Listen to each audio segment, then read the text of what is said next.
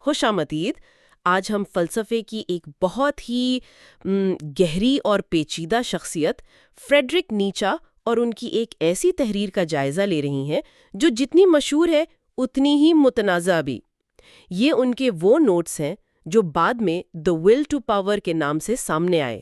جی بالکل، اور یہ شروع میں ہی واضح کرنا بہت ضروری ہے کہ یہ کتاب اس شکل میں نیچا نے خود نہیں لکھی۔ یہ ان کی وفات کے بعد ان کے چھوڑے ہوئے کاغذات، منصوبے، نوٹس، ان سب سے ملا کر ترتیب دی گئی ہے۔ اچھا۔ جی ہاں، اسی لیے اس کی جو اصل ترتیب ہے، اس کی تشریح ہے، اس پر ہمیشہ سے سوال اٹھائے جاتے رہے ہیں۔ تو آج پھر ہمارا مقصد کیا ہے؟ ان بکھرے ہوئے مگر بہت طاقتور خیالات کو سمجھنے کی کوشش کرنا جو ان اقتباسات میں ہمیں ملتے ہیں۔ بالکل، ہم کوشش کریں گے کہ ان کے بنیادی خیالات کو پکڑ سکیں، جیسے نیہلزم یعنی اقدار کے کھو جانے کا جو احساس ہے وہ، پھر اخلاقیات پر ان کی جو سخت تنقید ہے، اور وہ ان کا مشہور زمانہ تصور، قوت کی خواہش یعنی ول ٹو پاور۔ جی وہ بھی، اور پھر مذہب، سچائی، انسان کا مستقبل، ان سب پر ان کی کیا سوچ تھی وہ بھی دیکھنے کی کوشش کریں گے۔ یہ یقیناً ایک کیا کہتے ہیں چیلنجنگ سفر ہونے والا ہے۔ تو چلیں شروع کرتے ہیں۔ سب سے پہلے تو اس کتاب کی اپنی کہانی ہی بڑی دلچسپ ہے۔ جو ایڈیٹر ہیں وہ بتاتے ہیں کہ نیچا نے غالباً 1888 کے آس پاس دی ول ٹو پاور نامی کتاب لکھنے کا ارادہ ترک کر دیا تھا۔ تو یہ منصوبہ ختم ہو گیا تھا۔ لگتا تو یہی ہے۔ تو جو متن آج ہمارے پاس ہے وہ ان کے نوٹس سے بعد میں مرتب کیا گیا ہے۔ یہ کوئی حتمی شکل نہیں تھی جو وہ خود دینا چاہتے تھے۔ اور میں نے سنا ہے کہ ان کے نوٹس بھی کوئی سیدھے سادھے نہیں تھے، کچھ آگے پیچھے لکھنے کی عادت کا بھی ذکر ہے۔ ہاں بالکل، یہ ایڈیٹر نے بھی لکھا ہے۔ نیچا اکثر پرانی نوٹ بکس کو دوبارہ استعمال کرتے تھے، کبھی شروع سے لکھنا شروع کر دیا، کبھی آخری صفحے سے پیچھے کی طرف آنے لگے۔ اچھا۔ جی، تو اگر ایڈیٹر صرف تاریخی وار ترتیب پر چلتے تو شاید ایک ایسی بے ربط تحریر سامنے آتی جسے پڑھنا ہی ممکن نہ ہوتا۔ تو انہوں نے کیا کیا پھر؟ انہوں نے کوشش کی کہ مواد کو موضوعات کے لحاظ سے ترتیب دیا جائے تاکہ پڑھنے والے کو کچھ سمجھ تو آئے، لیکن یہ بھی ایک تشریح ہی ہے ایڈیٹر کی۔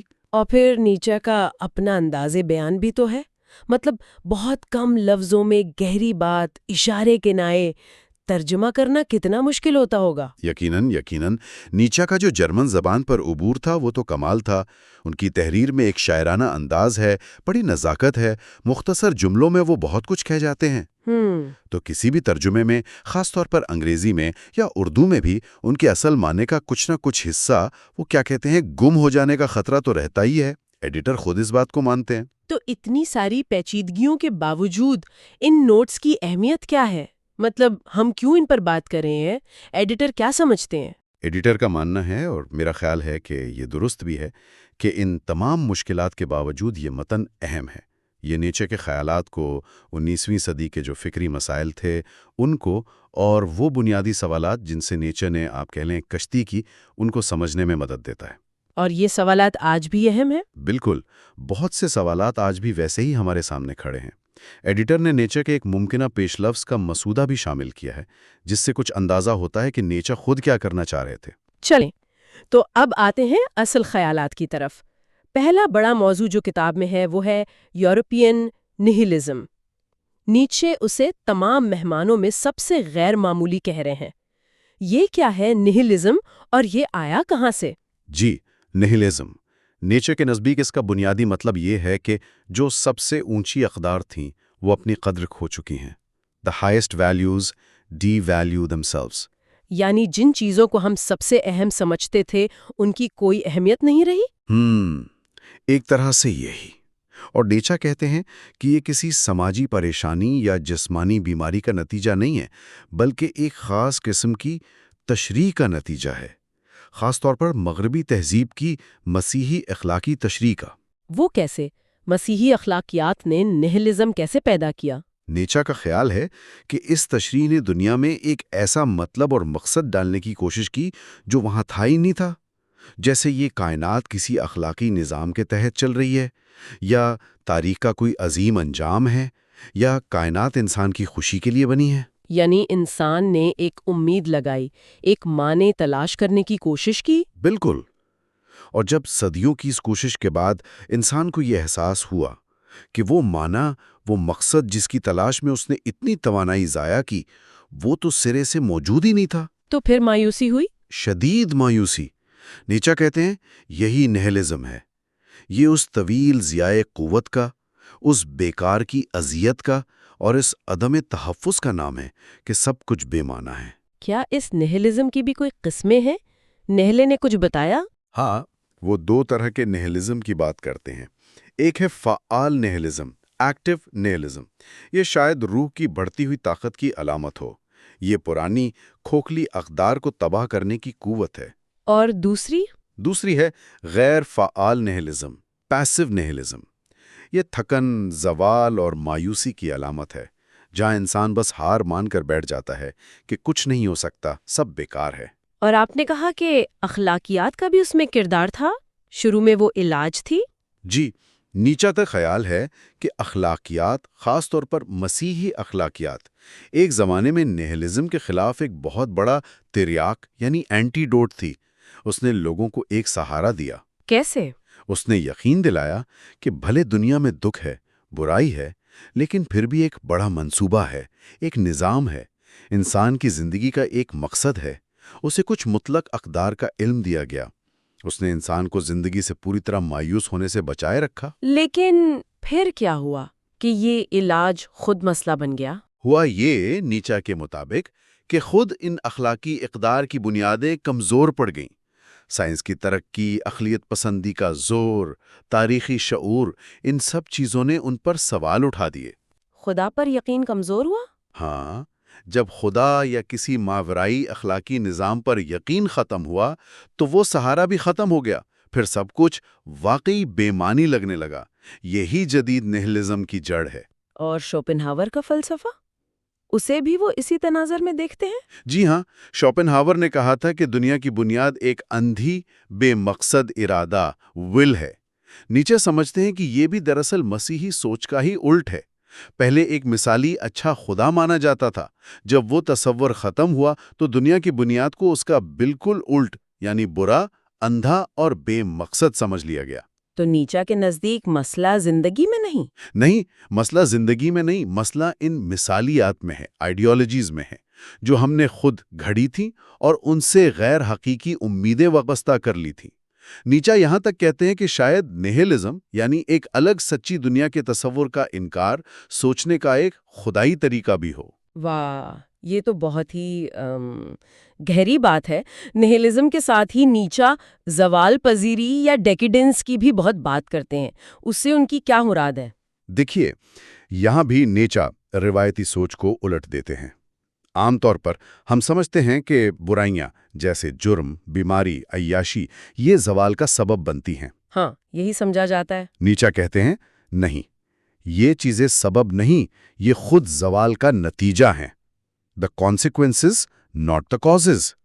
اصل مسئلہ جڑوں میں ہے، زندگی کی جو بنیادی قوت ہے اس میں کمی آ گئی ہے۔ تو کیا یہ زوال کوئی نئی چیز ہے جس سے لڑنا ضروری ہے؟ نیچا کہتے ہیں کہ زوال پذیری بذات خود کوئی ایسی چیز نہیں جس سے لڑا جائے۔ یہ تو ہر دور کا، ہر قوم کا حصہ رہی ہے۔ مسئلہ تب بنتا ہے جب یہ زوال صحت مند حصوں پر بھی حاوی ہونے لگتا ہے، ان سے لڑنا ضروری ہے۔ اور نہلزم بھی وہ کہتے ہیں زوال کا سبب نہیں بلکہ اس کا منطقی نتیجہ ہے۔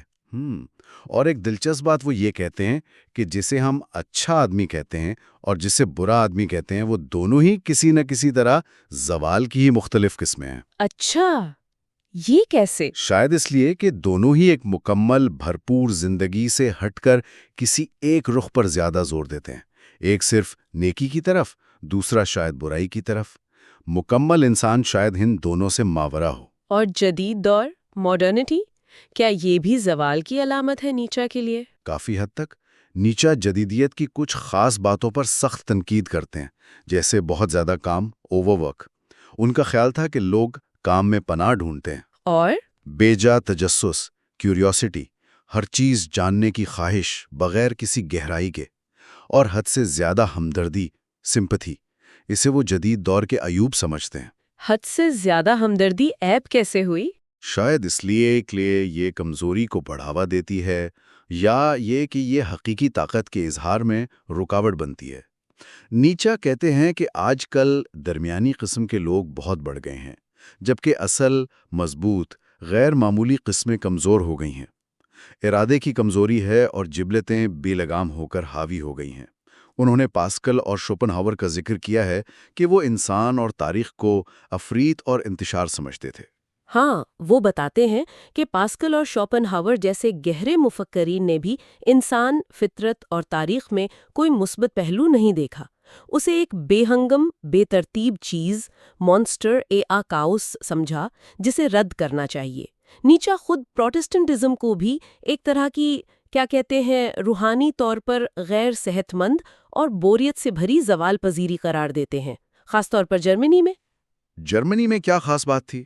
ان کا ایک طنزیہ جملہ ہے کہ وہاں کے اوسط پروٹسٹنٹ کی مسیحیت میں بیر کی آمیزش نظر آتی ہے، مطلب وہ اسے بہت سطحی سمجھتے تھے۔ لیکن کیا وہ جدید دور میں کچھ مثبت بھی دیکھتے ہیں؟ کوئی امید کی کرن؟ ہاں، ایک دلچسپ نقطہ وہ یہ بھی اٹھاتے ہیں۔ وہ کہتے ہیں کہ شاید 19ویں صدی میں انسان کسی حد تک زیادہ فطری ہو گیا ہے۔ روسوں کی طرح فطرت کی طرف واپسی؟ نہیں، وہ کہتے ہیں یہ روسوں والی بات نہیں، بلکہ تہذیب میں ایک قدم آگے ہے۔ انسان اب اپنی جبلتوں کو، اپنی غیر اخلاقی فطرت کو شاید زیادہ کھلے پن سے، بغیر کسی تلخی یا جرم کے احساس کے تسلیم کرنے کے قریب آ رہا ہے۔ اچھا۔ طاقت اور اقتدار کے سوالات زیادہ کھل کر سامنے آ گئے ہیں، اور لوگ اب فن سے صرف خوبصورت جھوٹ نہیں مانگتے، بلکہ شاید زیادہ حقیقت پسندی چاہتے ہیں۔ مگر وہ ایک وارننگ بھی دیتے ہیں ساتھ میں۔ جی بالکل، وہ خبردار کرتے ہیں کہ ہمیں فرق کرنا چاہیے۔ زوال کی جبلتوں کو حقیقی صحت مند انسانیت نہ سمجھ لیا جائے، تہذیب کے جو ذرائع ہیں انہیں اصل ثقافت نہ مان لیا جائے، اور ہر طرح کی آزادی، وہ جو لیسے ریرے یعنی سب کچھ چلنے دو والا رویہ، اسے قوت کی خواہش سے گڈمڈ نہ کیا جائے۔ ان میں بہت فرق ہے۔ یہ قوت کی خواہش بہت اہم لگ رہا ہے، اس پر ہم ابھی آئیں گے۔ پہلے ذرا اخلاقیات پر ان کی تنقید کو مزید سمجھنا چاہوں گی۔ وہ کہتے ہیں کہ اخلاقی مظاہر نہیں ہوتے، اس کا کیا مطلب ہے؟ یہ نیچے کا ایک بہت ہی بنیادی اور چونکا دینے والا نقطہ ہے۔ وہ کہتے ہیں کہ دنیا میں جو کچھ ہو رہا ہے وہ بس ہو رہا ہے، واقعات گھٹت ہو رہے ہیں، ان میں بذات خود کوئی اچھائی یا برائی نہیں ہے۔ تو پھر اچھائی برائی کہاں سے آتی ہے؟ وہ آتی ہے ہماری تشریح سے۔ ہم انسان ہیں جو ان واقعات اور اعمال پر اخلاقی لیبل لگاتے ہیں، یہ اچھا ہے، یہ برا ہے۔ ہم ان کی اخلاقی تشریح کرتے ہیں، اور مزے کی بات یہ ہے، نیچا کہتے ہیں کہ یہ تشریح خود اکثر غیر اخلاقی بنیادوں پر ہوتی ہے۔ یعنی اخلاقیات کی بنیادیں خود غیر اخلاقی ہیں، یہ کیسے ہو سکتا ہے؟ نیچا دلیل دیتے ہیں کہ جو اقدار اچھی سمجھی جاتی ہیں انہیں قائم کرنے اور معاشرے میں پھیلانے کے لیے اکثر ایسی قوتوں اور جذبات کا سہارا لینا پڑتا ہے جنہیں خود انہی اخلاقیات میں برا سمجھا جاتا ہے۔ مثال کے طور پر طاقت کا استعمال، دھوکہ دہی، پروپیگنڈا یا کسی خاص گروہ کے مفادات کا تحفظ۔ وہ کہتے ہیں کہ اگر آپ اخلاقیات کی تاریخ کھود کر دیکھیں تو اس کی جڑیں اکثر خوف، ضرورت، حسد، بدلے کی خواہش یا اقتدار کی کشمکش میں ملیں گے۔ تو پھر اچھے آدمی کا جو ہمارا تصور ہے وہ بھی مشکوک ہو گیا؟ بالکل۔ نیچا اچھے آدمی کو کوئی بہت اونچی قسم نہیں سمجھتے۔ ان کے نزدیک وہ اکثر ایک کمزور قسم ہوتی ہے۔ کیوں؟ کیونکہ وہ اپنی قدر کسی اندرونی طاقت یا انفرادیت سے حاصل نہیں کرتا، بلکہ معاشرے کے بنائے ہوئے ایک پہلے سے طے شدہ سانچے میں فٹ ہو کر حاصل کرتا ہے۔ اچھا۔ وہ کہتے ہیں کہ انسان کو صرف نیکی کی طرف مفلوج نہیں ہونا چاہیے، جسے وہ ہیمی پلیجیا آف ورچو کہتے ہیں، مطلب صرف ایک رخ اچھا ہو اور دوسرا مفلوج۔ اچھا ہونے کے لیے یہ جاننا بھی ضروری ہے کہ برا کیسے ہوا جا سکتا ہے، تاکہ آپ انتخاب کر سکیں۔ اور یہ جو آزاد مرضی، فری ول کا تصور ہے جس پر بہت زور دیا جاتا ہے، نیچے اسے بھی ایک دھوکہ سمجھتے ہیں، بلکہ وہ اسے ایک ایسا دھوکہ کہتے ہیں جو انسان کے بڑھتے ہوئے تکبر اور فخر کی علامت ہے۔ یہ خیال کہ ہم مکمل طور پر اپنے اعمال کے خود مختار مالک ہیں اور اپنی مرضی سے کچھ بھی منتخب کر سکتے ہیں، یہ حقیقت کے خلاف ہے۔ حقیقت کیا ہے پھر؟ ان کے نزدیک ہمارے جو سب سے طاقتور اور اہم اعمال ہوتے ہیں وہ اکثر بے اختیار جبلتوں کے تابع ہوتے ہیں، شعوری مرضی کے نہیں۔ آزاد مرضی کا نظریہ دراصل ہمیں ذمہ دار ٹھہرانے، سزا اور جزا دینے کا ایک سماجی آلہ ہے۔ اور یہ جو مختلف اخلاقی اقدار ہیں معاشروں میں، ان کا ماخذ کیا ہے پھر اگر آزاد مرضی نہیں؟ نیچے کہتے ہیں کہ تمام اقدار ہمیشہ کسی نہ کسی مخصوص نقطہ نظر سے پیدا ہوتی ہیں اور قائم رکھی جاتی ہیں۔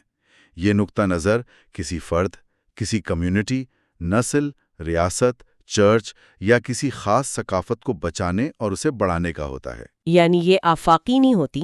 نہیں، نیچے کے مطابق نہیں۔ مسئلہ یہ ہے کہ ہم یہ بھول جاتے ہیں کہ یہ ایک خاص نقطہ نظر سے بنی تھیں۔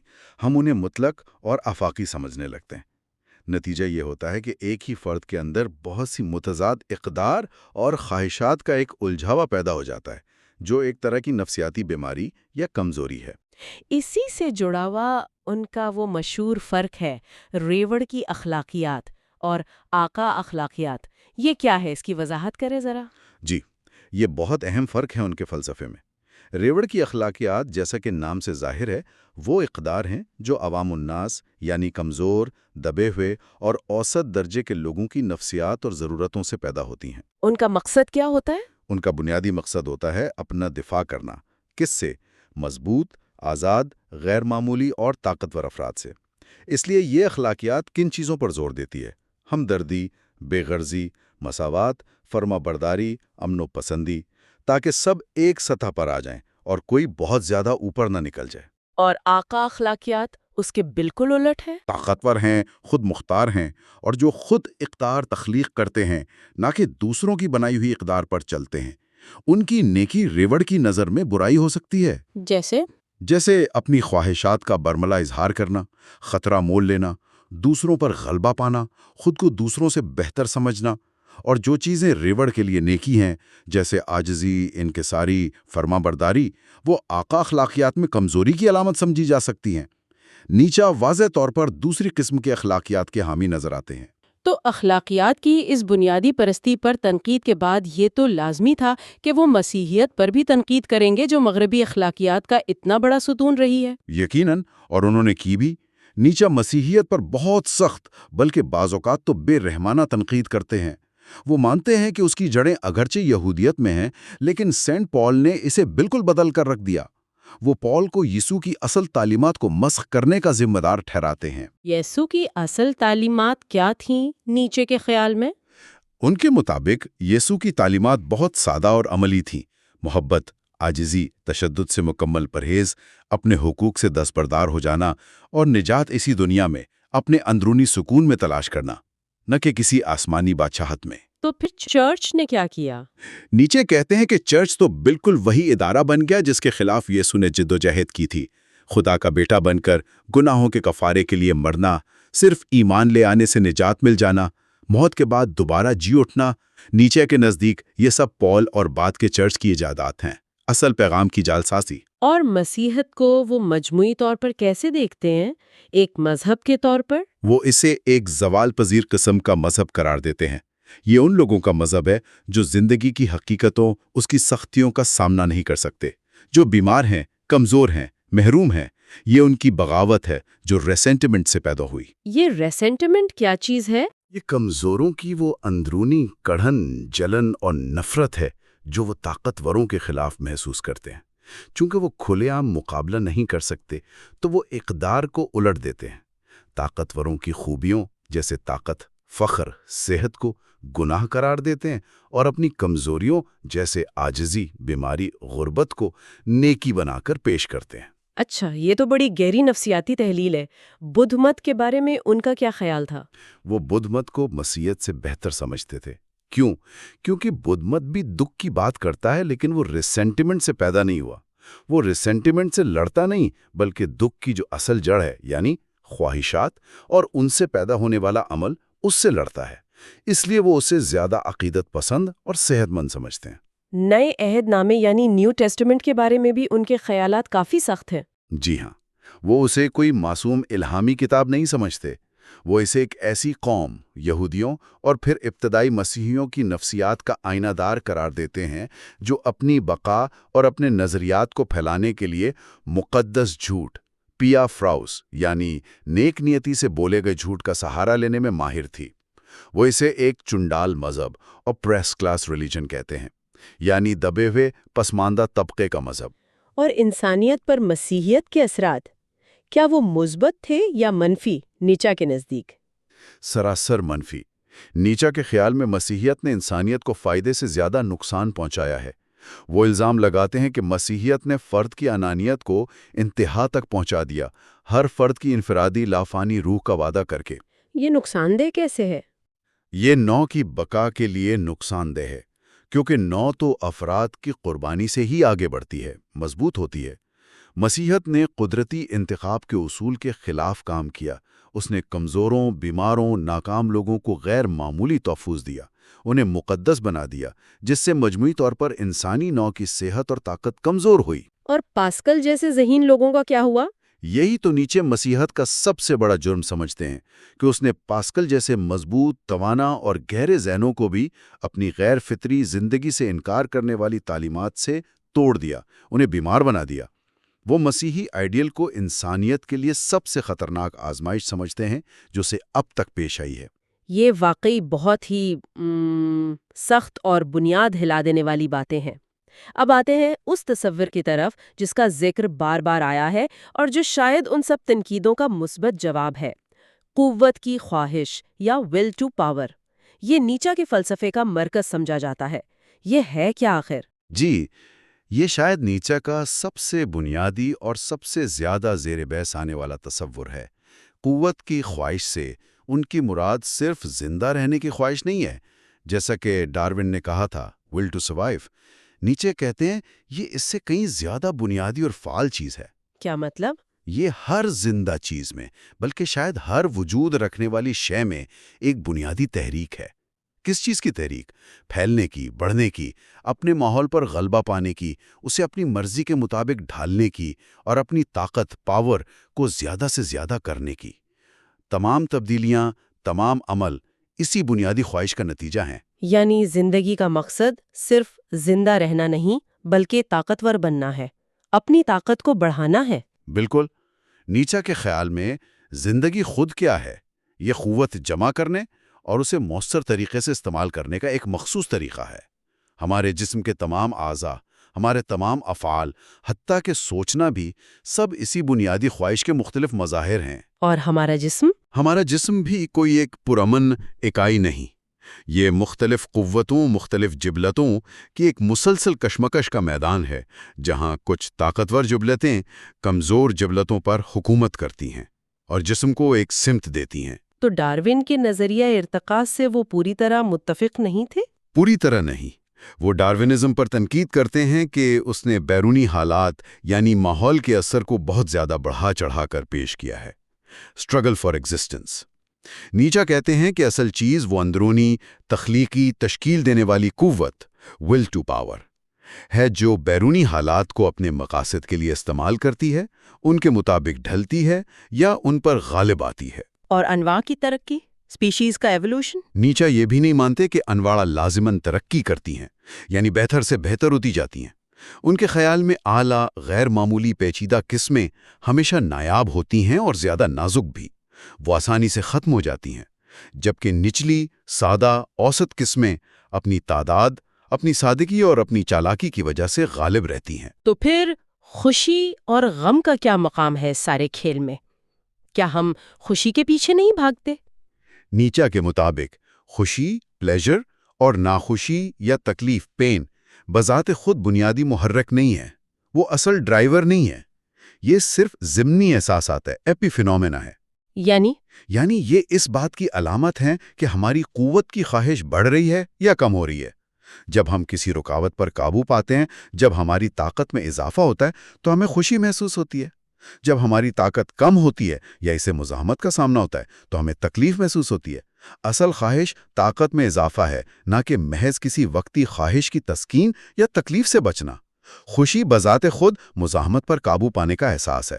اور یہ جو ہم ہر بات میں وجہ اور نتیجہ، کاز اینڈ ایفیکٹ تلاش کرتے ہیں، نیچا اسے بھی ایک بہت سادہ لو فکشن، ایک کہانی سمجھتے ہیں جو ہم نے دنیا کو سمجھنے کے لیے بنائی ہے۔ وہ کہتے ہیں کہ حقیقت میں کوئی ایک اکیلا سبب کسی ایک اکیلے نتیجے کو پیدا نہیں کرتا۔ تو پھر ہوتا کیا ہے؟ ہوتا یہ ہے کہ مختلف طاقتیں، قوت کے لاتعداد مراکز، کوانٹا آف فورس آپس میں مسلسل ٹکرا رہے ہوتے ہیں۔ اس کشمکش کے نتیجے میں طاقت کا ایک نیا توازن، ایک نئی ترتیب قائم ہوتی ہے، جسے ہم اپنی آسانی کے لیے نتیجہ سمجھ لیتے ہیں۔ اور چیزیں، یہ میز، یہ کرسی، فائل اور مفعول؟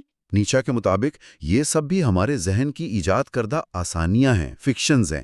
چیز بذات خود، thing in it self, file یا سبجیکٹ جو عمل کرتا ہے، مفعول یا آبجیکٹ جس پر عمل ہوتا ہے، جوہر، سبسٹنس جو چیزوں کی بنیاد ہے، یہ سب ہماری زبان اور سوچ کی بنائی ہوئی کیٹیگریز ہیں، حقیقت کی اصل، سیال اور متحرک نوعیت کو پکڑنے کے لیے بنائی گئی اسکیمیں۔ دنیا حقیقت میں کیا ہے؟ نیچا کہتے ہیں یہ قوت کی خواہش کا ایک لامتناہی کھیل ہے، تشریحات کا ایک مجموعہ ہے۔ اگر دنیا تشریحات کا مجموعہ ہے اور چیزیں یا حقائق نہیں ہے، تو پھر علم اور سچائی کا کیا مطلب ہوا؟ یہاں بھی نیچے کا نظریہ روایتی فلسفے سے بہت مختلف ہے۔ وہ علم کو بھی طاقت کا ایک آلہ سمجھتے ہیں۔ علم کا مقصد کوئی مطلق، غیر جانبدار، باہر موجود سچائی کو جاننا نہیں ہے۔ تو پھر کیا ہے؟ علم کا مقصد ہے اپنے ماحول پر قابو پانا، زندہ رہنا، اور اس کے لیے دنیا کو قابل فہم، قابل حساب اور قابل پیش گوئی بنانا۔ یہ ایک طرح کا ایک حساب کتاب ہے، ایک سکیم ہے جو ہمیں بتاتی ہے کہ کیا چیز نسبتاً مستقل ہے، کیا متوقع ہے، تاکہ ہم اپنے عمل کو منظم کر سکیں۔ تو سچائی کوئی ایسی چیز نہیں جو باہر کہیں موجود ہو اور ہم اسے دریافت کریں؟ نیچے کے مطابق بالکل نہیں۔ سچائی کوئی ایسی چیز نہیں جسے دریافت کیا جائے، بلکہ یہ وہ چیز ہے جسے تخلیق کیا جاتا ہے۔ یہ دراصل غلطیوں کا ایک ایسا نظام ہے، مفروضوں کا ایک ایسا جال ہے جو ہماری بقا کے لیے، ہمارے گروہ کی بقا کے لیے مفید ثابت ہوا ہے۔ تو سچائی وہ ہے جو کام کرتی ہے؟ ہاں، سچائی وہ مفروضہ ہے جو ہمیں ذہنی سکون دیتا ہے، جس پر عمل کرنے سے کم ذہنی توانائی خرچ ہوتی ہے، جو زندگی کو منظم کرنے میں مدد دیتا ہے۔ اسی لیے ان کا وہ مشہور قول ہے، حقائق نہیں ہوتے، صرف تشریحات ہوتی ہیں۔ اور منطق، لاجک، عقل کے اصول، کیا یہ بھی قابل اعتبار نہیں؟ یہ تو فلسفے کی بنیاد سمجھے جاتے ہیں۔ نیچا انہیں بھی مطلق سچائیاں نہیں مانتے۔ منطق کے جو بنیادی اصول ہیں، جیسے قانون شناخت، قانون عدم تضاد، اور عقل کے جو بنیادی زمرے ہیں، کیٹیگریز آف ریزن، جیسے کہ وحدت، جوہر، سببیت وغیرہ، یہ بھی ان کے خیال میں مطلق حقیقت کی عکاسی نہیں کرتے۔ تو یہ کیا ہیں پھر؟ یہ مفید جھوٹ ہیں، مفید اسکیمیں ہیں جو ہم نے لاکھوں سال کے ارتقاء میں دنیا کو سمجھنے، اسے قابل حساب بنانے اور اس میں زندہ رہنے کے لیے ایجاد کی ہیں۔ یہ ہماری بقا کے لیے ضروری ہیں، اس میں کوئی شک نہیں، لیکن یہ سمجھنا کہ یہ حقیقت کی اصلی ساخت کی تصویر ہیں، یہ ایک وہم ہے۔ انہوں نے یونانی فلسفے پر بھی تنقید کی ہے، خاص طور پر سقراط اور اس کے بعد آنے والوں پر۔ جی ہاں، وہ سمجھتے ہیں کہ سقراط سے پہلے کا جو یونانی فلسفہ تھا، خاص طور پر ہیراکلیٹس جیسے مفکرین، وہ زیادہ صحت مند تھا، زندگی اور جبلتوں کے زیادہ قریب تھا۔ سقراط اور اس کے شاگرد افلاطون نے نیچا کے نزدیک فلسفے کو زندگی سے دور کر دیا۔ کیسے؟ انہوں نے حواس پر اعتبار کرنے کی مذمت کی، انہیں دھوکہ دینے والا قرار دیا۔ انہوں نے دلیل بازی، بحث، مباحثہ، ڈائلیکٹکس کو فضیلت اور سچائی تک پہنچنے کا واحد راستہ قرار دیا، اور سب سے بڑھ کر انہوں نے اقدار کو ان کی زمینی یونانی جڑوں سے کاٹ کر تجریدی، ایبسٹریکٹ اور غیر فطری بنا دیا۔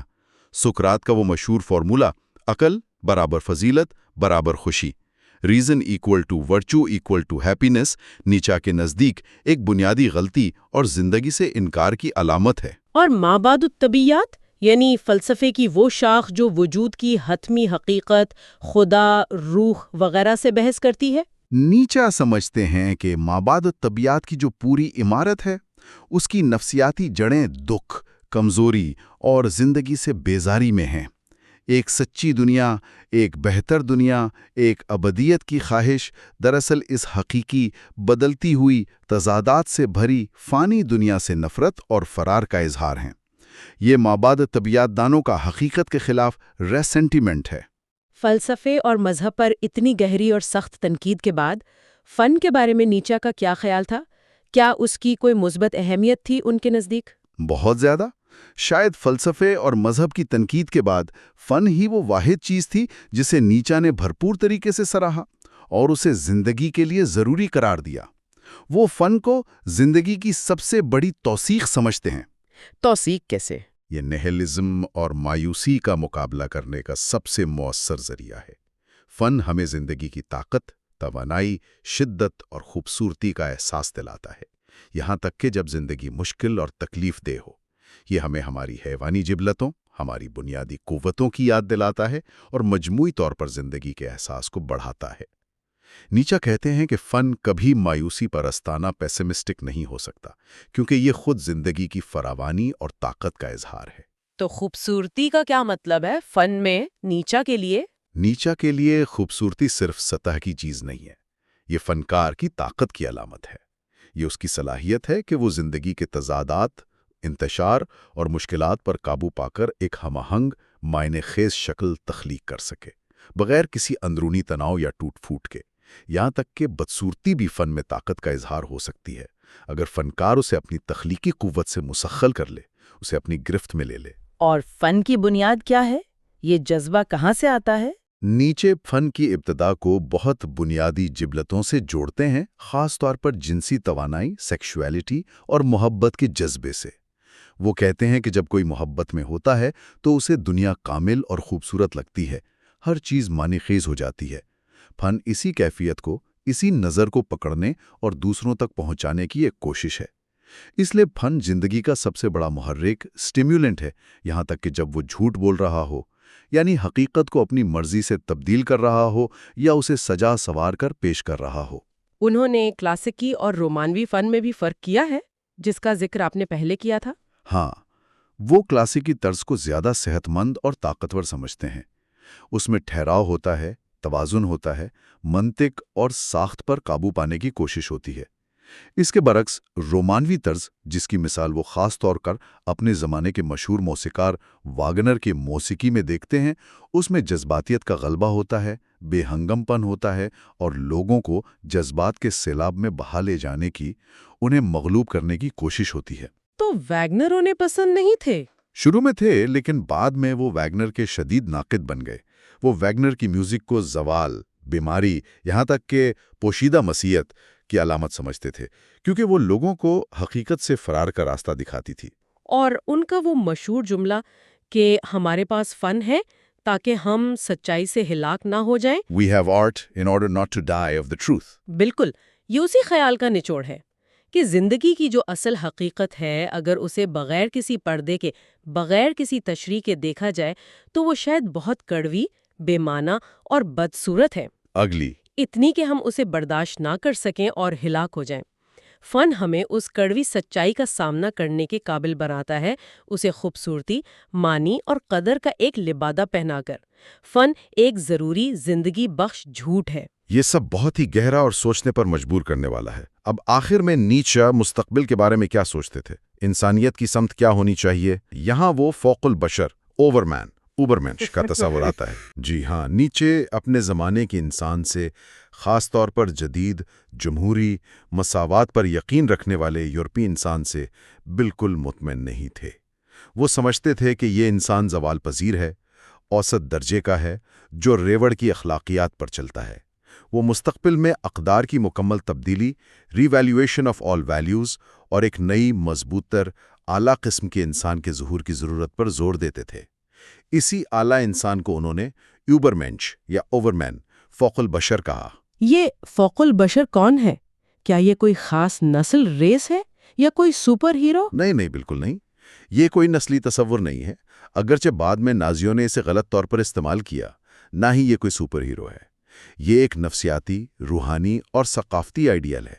فوق البشر وہ انسان ہے جو پرانی، زوال پذیر اختیار، خاص طور پر مسیحی اخلاقیات سے مکمل طور پر آزاد ہو چکا ہے، اور جو عقلی جبلتوں پر مکمل قابو رکھتا ہے، لیکن انہیں دباتا نہیں بلکہ انہیں تخلیقی طور پر استعمال کرتا ہے، جو خود اپنی اقدار تخلیق کرتا ہے، کریٹر آف ویلیوز، اور سب سے اہم، جو زندگی کو اس کی تمام تر مشکلات، تکلیفوں اور بے معنویت کے باوجود مکمل طور پر قبول کرنے اور اس سے محبت کرنے کی ہمت رکھتا ہے۔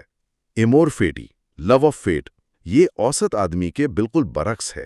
تو مساوات ایکوالٹی کے تصور سے انہیں کیا مسئلہ تھا؟ جمہوری اقدار سے؟ نیچا سمجھتے تھے کہ مساوات کا نظریہ جب اسے ہر سطح پر لاگو کیا جاتا ہے تو یہ بالآخر ہر ایک کو ہر معاملے میں رائے دینے کا حق دے دیتا ہے، جس سے قابلیت، اہلیت اور رتبے کا ہر قدرتی نظام تباہ ہو جاتا ہے۔ اس کا نتیجہ یہ نکلتا ہے کہ معاشرہ غیر معمولی، تنہا اور طاقتور فرد کے خلاف ہو جاتا ہے، کیونکہ وہ ریوڑ سے الگ اور ممتاز ہوتا ہے۔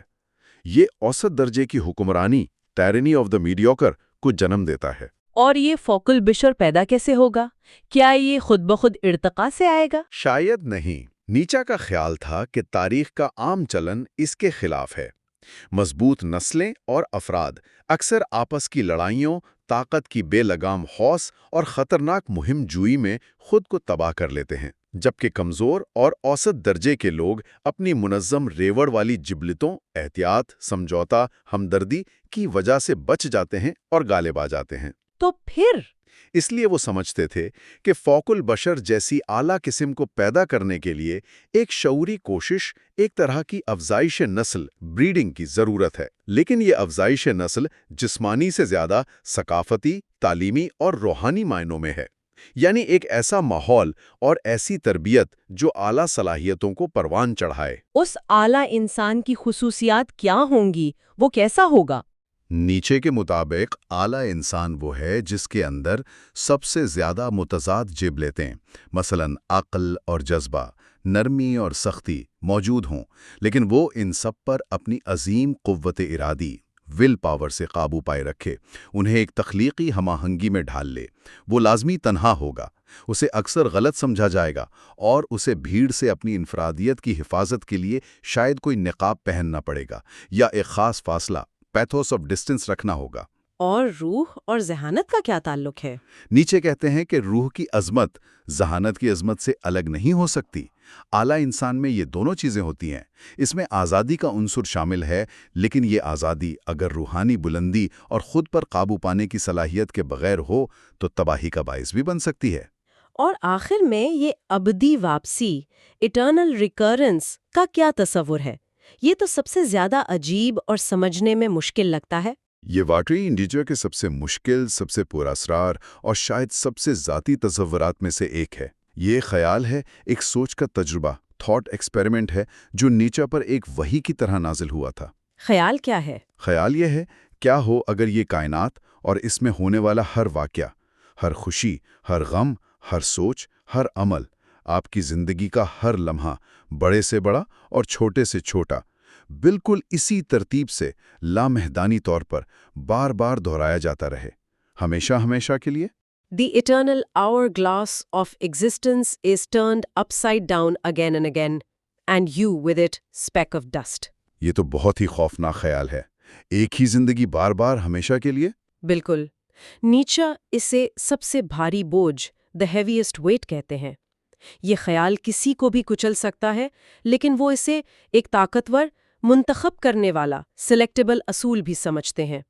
سوال یہ ہے کہ کیا آپ اس خیال کو سن کر مایوس ہو جائیں گے یا آپ اسے قبول کر سکیں گے؟ قبول کرنے کا کیا مطلب؟ کیا آپ اپنی زندگی کو اس طرح جی سکتے ہیں، اتنی بھرپور، اتنی بامانی، اتنی بہادری سے کہ آپ اس کے ہر لمحے کی بشمول تمام تکلیفوں اور غلطیوں کے ابدی واپسی کی خواہش کریں؟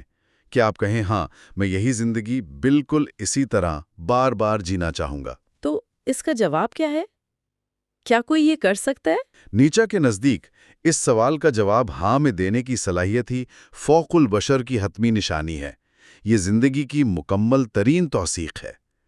اگر آپ ایک لمحے کی بھی سچے دل سے توثیق کرتے ہیں تو آپ کو لامحالہ پورے وجود کی، اس کی تمام تاریخ اور مستقبل سمیت توثیق کرنی ہوگی۔ اس کے لیے تمام پرانی اقدار کو بدلنا ہوگا، ری ویلیویشن آف ویلیوز، اور زندگی کو جیسی وہ ہے مکمل طور پر قبول کرنا ہوگا۔ ایمر فیتی۔ اسی لیے وہ آخر میں ڈائیونیسس کی بات کرتے؟ ہاں بالکل، ڈیونیسس، جو قدیم یونانی دیومالا میں شراب، وجد، موسیقی، رقص اور زندگی کی بے لگام تخلیقی اور تخریبی دونوں طرح کی قوت کا دیوتا تھا، نیچے کے لیے دنیا کی اسی غیر مشروط توثیق کی حتمی علامت بن جاتا ہے۔ یہ ایک المناک ڈیونیسیائی رویہ ہے، زندگی کو اس کی تمام تر خوبصورتی اور بدصورتی، خوشی اور غم، تخلیق اور تخریب سمیت بغیر کسی کمی بیشی کے، بغیر کسی شکایت کے قبول کرنا اور اس سے محبت کرنا، یہ وجود کی اعلیٰ ترین توثیق ہے۔ تو یہ تھے نیچے کے دا ول ٹو پاور کے ان بکھرے ہوئے مگر طاقتور نوٹ سے کچھ بنیادی خیالات، نیچلزم کی تشخیص سے لے کر اخلاقیات اور مذہب پر بے باک تنقید تک، پھر قوت کی خواہش کا نظریہ، اور بالآخر فوق البشر اور ابدی واپسی جیسے چونکا دینے والے، ذہن کو جھنجھوڑنے والے تصورات تک۔ واقعی ایک گہرا اور چیلنجنگ فکری سفر تھا۔ بلا شبہ نیچے کے خیالات آسان نہیں ہیں، وہ آرام دہ نہیں ہیں، وہ ہمیں جھنجھوڑتے ہیں، ہمیں اپنی گہری ترین اقدار، اپنے سب سے پیارے عقائد اور خود زندگی کے بارے میں ہمارے بنیادی مفروضوں پر سوال اٹھانے پر مجبور کرتے ہیں۔ ان کی اقدار کی اثر نو تشکیل اور زندگی کی جیسی وہ ہے مکمل توثیق کا مطالبہ آج بھی اتنا ہی متعلقہ اور اتنا ہی مشکل ہے۔ اور شاید ایک آخری سوچ جو ہمارے سننے والے اپنے ساتھ لے جا سکتے ہیں، وہ نیچے کا وہی بنیادی سوال ہے جو ابدی واپسی کے تصور میں پوشیدہ ہے۔ اگر ہمیں یہ معلوم ہو کہ ہماری زندگی بالکل اسی طرح اپنی تمام خوشیوں اور غموں سمیت بار بار ہمیشہ ہمیشہ کے لیے دہرائی جائے گی، تو کیا ہم اس طرح جینے کی ہمت کریں گے کہ ہم اس تکرار سے خوفزدہ ہونے کی بجائے اس کی پرجوش خواہش کریں؟ یہ سوال آج بھی شاید پہلے سے زیادہ ہماری زندگیوں کے مرکز میں گونجتا ہے۔